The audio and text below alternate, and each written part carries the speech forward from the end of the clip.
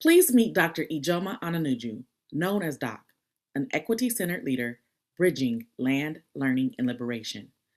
Based in Sacramento at Estate Farms, he uses his farm to connect urban communities to healthy living and disrupt inequitable food systems. He also serves as an assistant professor at NAU and is a co-creator of the Black Academics Academy. Equity warriors, without further ado, please welcome to our virtual stage, Doc. How do you transition from literally taking the rocks and trying to get that spark to actually having something that people can sit around and get warmth? The reality of it is that a fire is just as essential to our life and our ability to live as anything else. We typically look at fire as destructive, but a fire provides warmth. A fire provides the ability for you to cook the food that you want to cook. A fire in agriculture is a signal of renewing. So the ability to turn your spark into the fire means that what? It means that community is getting ready to come around you. And in the service of community, right? If your idea is brimming around that, then you're on your way to success. So entrepreneurship is really about how do we pair impact and sustainability with one another. The definition of entrepreneurship is it is when you create educational products or services that solve learning problems and sustainability. It stems from your identity as an educator and a desire to create impact and viability on social level and financial independence on a personal level. I want to be clear. Edupreneurship is not a side hustle. It's not a way for you to make extra money, but it is a mission-driven venture. I spend as much time in my edupreneurship endeavors as I do focusing on my educational endeavors. But there's something that you have to consider when you become an edupreneur. The first is, who is your customer? There are three different actors that you have to take into consideration as an edupreneur. The first would be the learner, the person whose learning outcomes are going to be improved. The second is the user implementer. That is the person who is delivering the solution. And the third is the decision maker, the person or organization that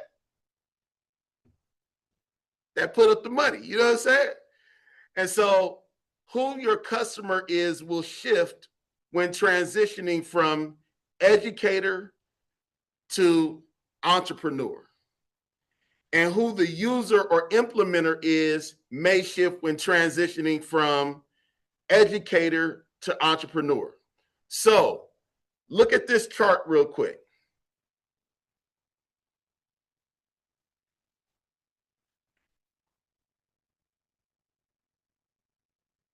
When you are an educator, your primary customer is the learner and their family. Your second priority is the decision maker, the people that you work for.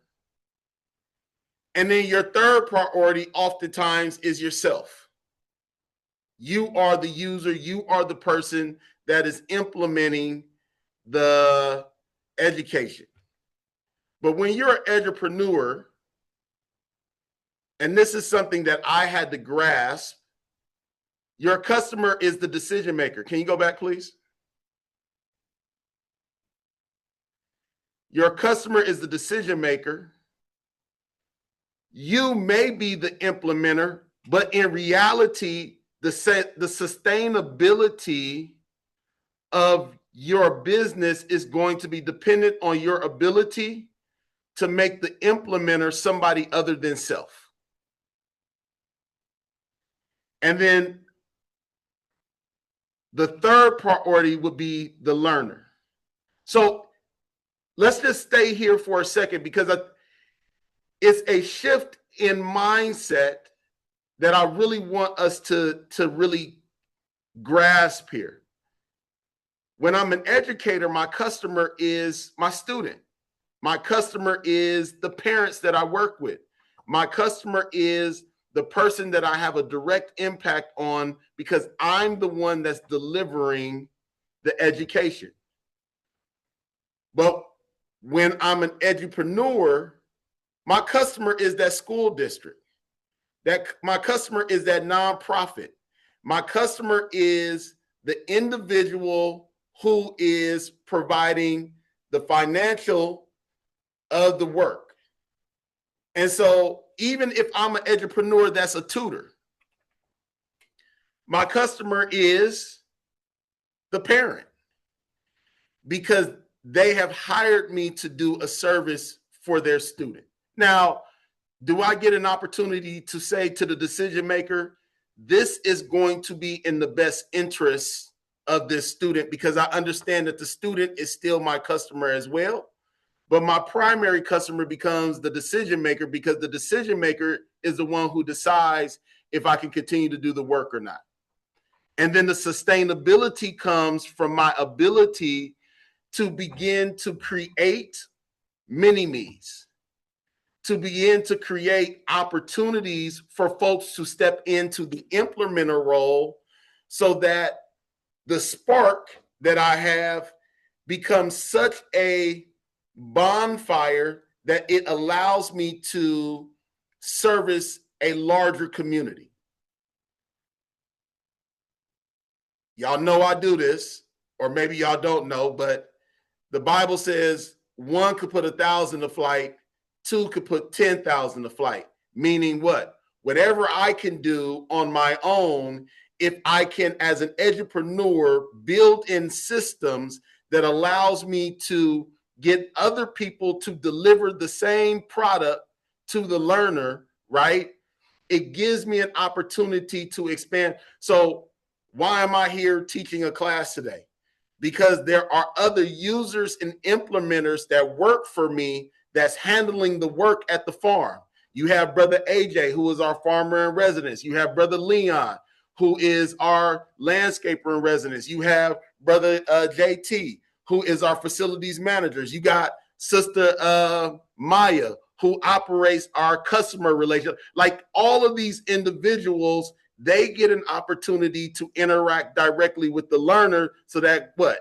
Dr. IJ can work with the customer, the decision maker, and figure out how do we expand and grow this partnership so that the benefit that the learner is receiving can go to other folks who aren't receiving that.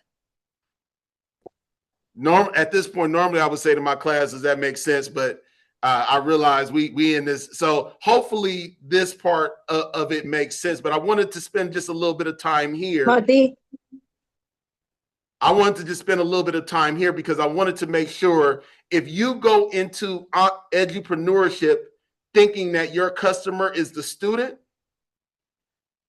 you run the risk of working yourself out of an opportunity, because though I might have a bleeding heart to deliver the best possible experience for the student, it's the decision maker that becomes my customer. So I have to find a way to educate my decision maker to the point that my decision maker jumps on board with what I want to do for the learner. Next slide, please.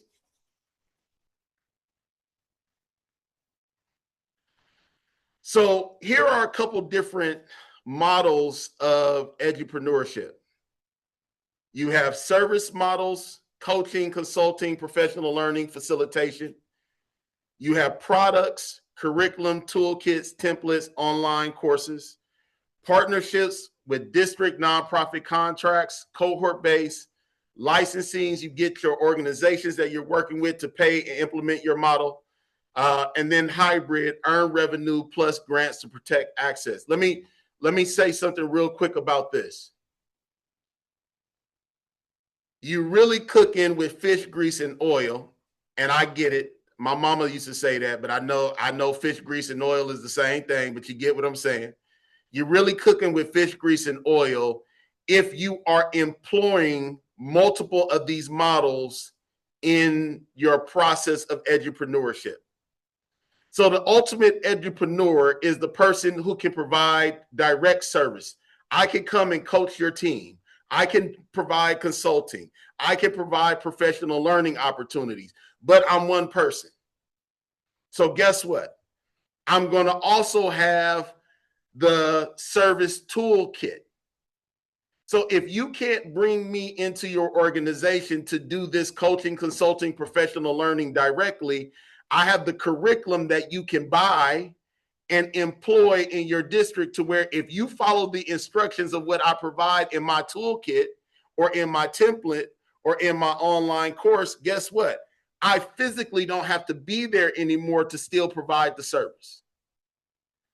I'm going to look for partnerships with districts and nonprofits and things of that nature, but I want to be able to also establish things that I do, products that I can provide that exist outside of my dependence on getting a contract from this district or getting a grant from that district. You run your business the way you run your house. No offense to anybody out there, because everybody run their house different, but this is just the way that I was raised.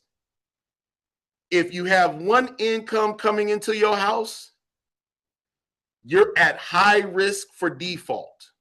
Why? Because if that one income goes away, there's nothing else coming in to replace it. But if you have multiple streams of income coming into your house, then when you hit the valleys of life, which are inevitable, you can withstand them better, because though I don't have that, I still have this, this, and that. So if I have a partner, guess what? Hey, babe, both of us got to work. It's not about me not wanting to take care of you. It's about us saying, hey, if something happens to my income, at least we're not in a drought. When you thirsty, you will take a drip over anything. And that's what edupreneurship really is. You will have seasons of feast and you will have seasons of famine. But in the seasons of famine, do I at least have a drip so that I don't die of thirst? And that's why you have, so I'm getting big money, excuse my language, but I'm getting big money from the partnership that I got with District A. I'm getting a drip from the partnership that I have with District B. But when the guy that I'm working with in District A gets promoted to go work in another school district, while he's getting established in the new school district, because I know he's going to give me a contract, right? I still got that drip coming in from District B that helps me survive in this moment. And ultimately, hopefully, right, I get the contract from District B, District A, and District C. But having those multiple streams is really important. Next slide. So the pursuit of freedom and venture ethics. Now, I took this from Paulo Freire, Pedagogy of Freedom, because I wanted us to understand that you don't get to do this work and be unethical about it.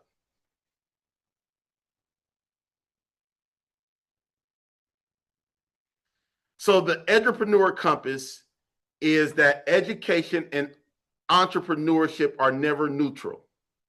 The pursuit of economic freedom through edupreneurship requires dialogue and accountability to impact, mission, and people. The shift in customer who we serve can make this challenging. So I was just talking to my class about this. Dialogue is a stance. When you are in dialogue with somebody, you're conceding power to them.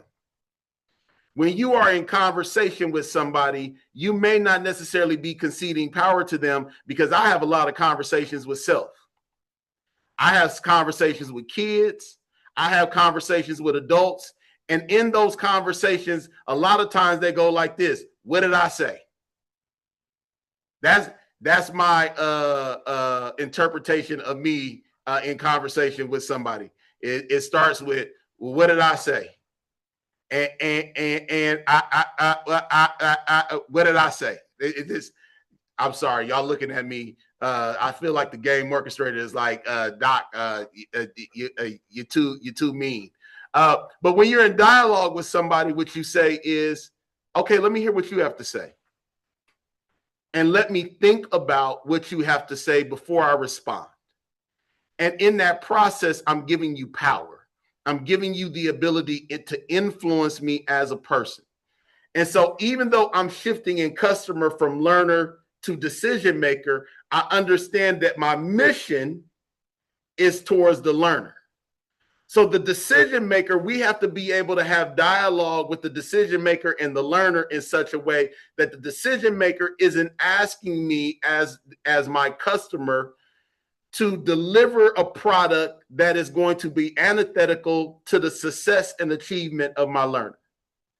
There has to be alignment there, and that's how I keep my edupreneur compass in line. Next slide.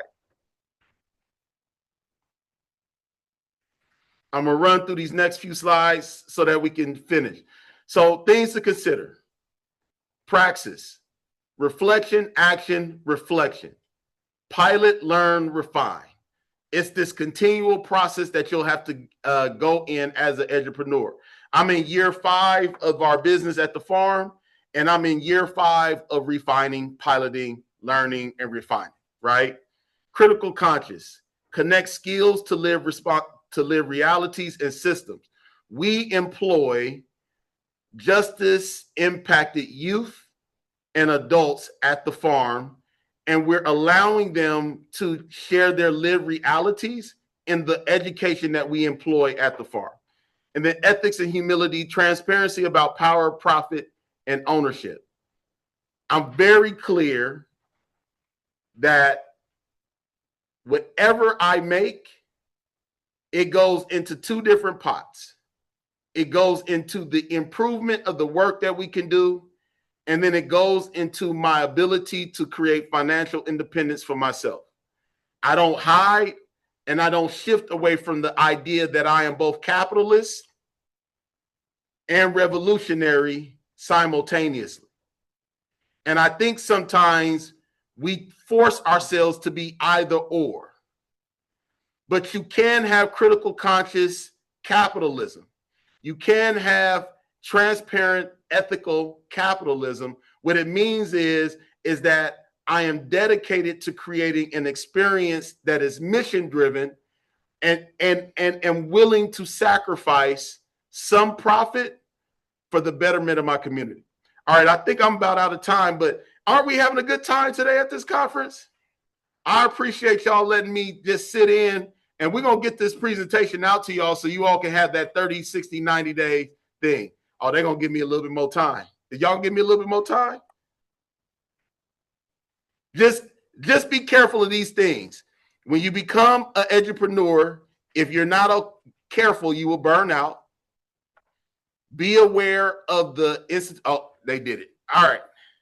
Y'all go ahead. Y'all go ahead. Y'all know I'll talk all day.